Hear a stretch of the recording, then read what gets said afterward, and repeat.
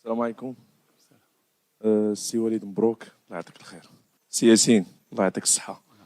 السؤال ديالي ليك. Excusez-moi. Comme Yacine, il est un peu fatigué ou quoi que ce soit, j'aimerais bien vous faites toutes les questions avec Yacine, comme ça, et qu'il aille vite faire sa récup. Et après, moi, je prends le temps avec vous. Merci. أخ ياسين مبروك عليك، مبروك علينا، برافو عليك فرحتينا. كاين السؤال ديالي اللي عندي ليك هو تبارك الله أصعب حاجة هما ضربات الجزاء، ولكن اليوم تبتي التجربة اللي عندك تبارك الله بأنك أسد وزأرتي في الدوحة. لأن راه المغرب كامل خارج، دابا في هذا الأثناء كلشي في الزنقة. احنا كنحسوا يعني بالتشجيعات ديال الجمهور يعني اللي جا ساندنا والجمهور اللي في المغرب ولا اللي في بلدان اخرى. فهادشي كيدفعنا باش نديرو هاد العمل اللي كنديرو. كنبغي نشكر كاع اللاعبين اللي داروا واحد مجهود جبار يعني في واحد التركيز عالي عالي عالي جدا. شابو للدراري والحمد لله كنهديو هاد الفرحة لكاع الناس ديالنا.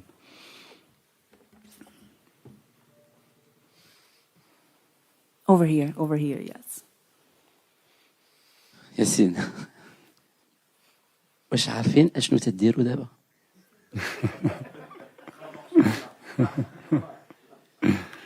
كما كتعرف ملي كتكون في حنايا ملي كتكون انتيريور ما تو رياليز با مزيان داكشي، ولكن مزيان. فاحنا خصنا نبقاو كونسونطري على خدمتنا وكاع لونتوراج. فحنا فرحانين بان يعني يكون كل شيء بحال هكا، ولكن مع الوقت غادي اون رياليزي. Over there, please. Yassine Bounou, Walid Regragui. Je suis un journaliste marocain, but I'm going to speak in English so all the journalists in this room will understand what I'm saying. Yassine and Walid, today you have made history. I don't have any question. I just would like to thank you. I would like to thank you because this has never been done in Moroccan football. You have gained back the trust of a whole Moroccan generation. 40 million Moroccan people are happy today of what you've done.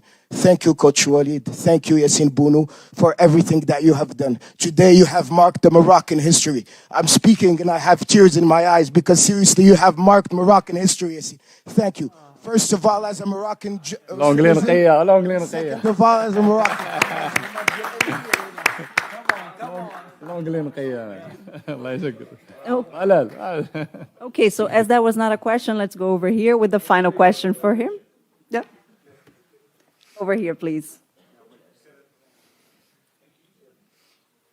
Sim, Fernando Valeca de Barros, je suis freelance et je travaille pour l'Estado de São Paulo du Brésil. Bon, d'abord, congratulations. Vous êtes un héros national et vous méritez d'être un héros national. Hier, j'ai parlé avec le gardien de Croatie qui, comme vous, il y avait un prouesse. Il a défendu 3 pénaltys comme vous. Et il me dit qu'à part la chance, il y a beaucoup d'observations de sa part. Quelle est votre stratégie pour arrêter 3 pénaltys dans un jeu comme celui-là? Merci beaucoup. Bah écoutez, c'est un petit peu de feeling, un petit peu de chance et voilà quoi. Il y a pas grand chose quoi.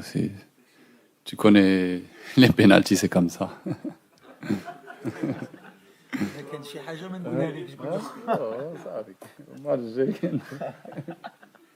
Merci beaucoup. Thank you very much.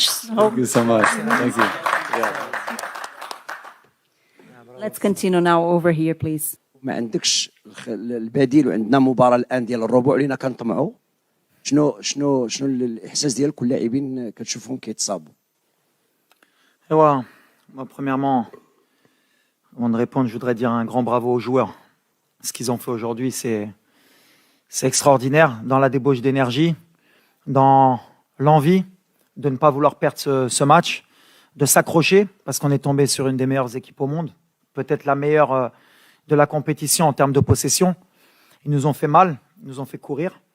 Mais on s'attendait à ce genre de match. Alors, Goulti, qu'on a joué un peu comme contre la Belgique, je pense qu'on a joué comme on joue d'habitude depuis très longtemps, sauf qu'on s'adapte aussi par rapport aux adversaires. On ne pouvait pas aller trop les chercher parce qu'on savait que c'est ce qu'ils attendaient.